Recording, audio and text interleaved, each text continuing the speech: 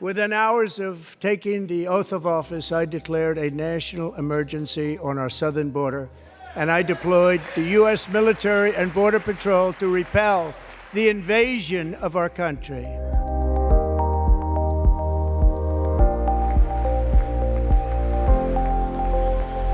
Within hours of taking the oath of office, I declared a national emergency on our southern border, and I deployed the U.S. military and Border Patrol to repel the invasion of our country. And what a job they've done.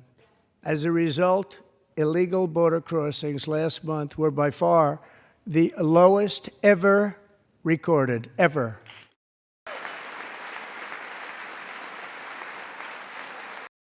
They heard my words and they chose not to come. Much easier that way.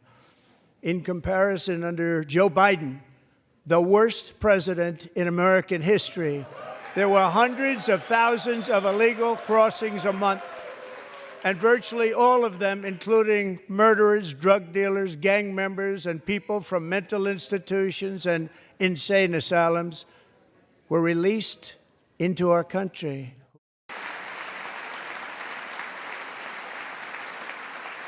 What we are calling the gold card, which goes on sale very, very soon. For $5 million, we will allow the most successful job-creating people from all over the world to buy a path to U.S. citizenship. It's like the green card, but better and more sophisticated.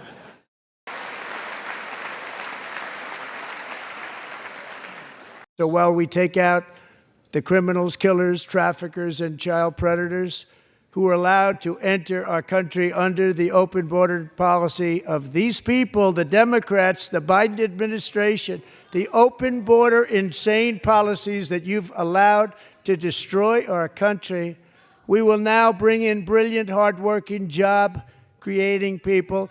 They're going to pay a lot of money, and we're going to reduce our debt with that money.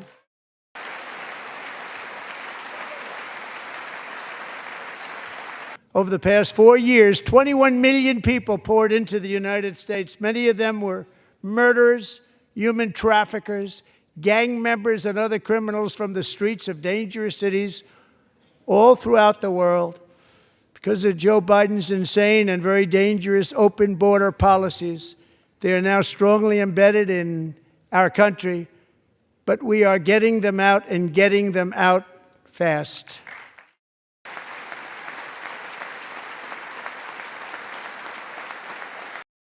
Since taking office, my administration has launched the most sweeping border and immigration crackdown in American history, and we quickly achieved the lowest numbers of illegal border crossers ever recorded. Thank you.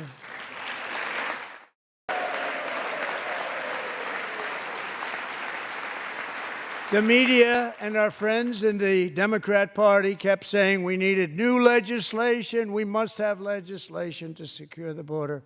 But it turned out that all we really needed was a new president.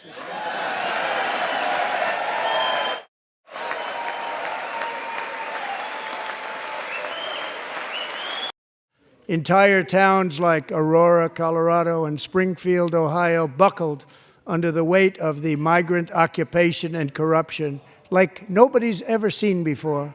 Beautiful towns destroyed.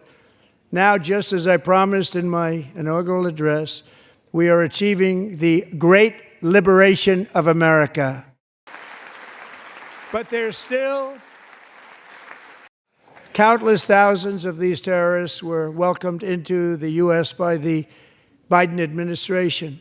But now every last one will be rounded up and forcibly removed from our country, or, if they're too dangerous, put in jails, standing trial in this country, because we don't want them to come back ever.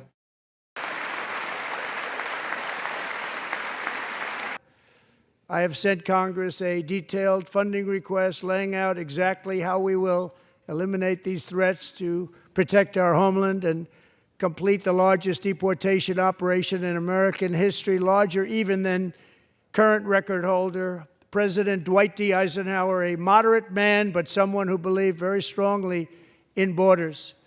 Americans expect Congress to send me this funding without delay so I can sign it into law. So, Mr. Speaker, John Thune, both of you, I hope you're going to be able to do that, Mr. Speaker. Thank you. Mr. Leader, thank you. Thank you very much. And let's get it to me. I'll sign it so fast, you won't even believe it.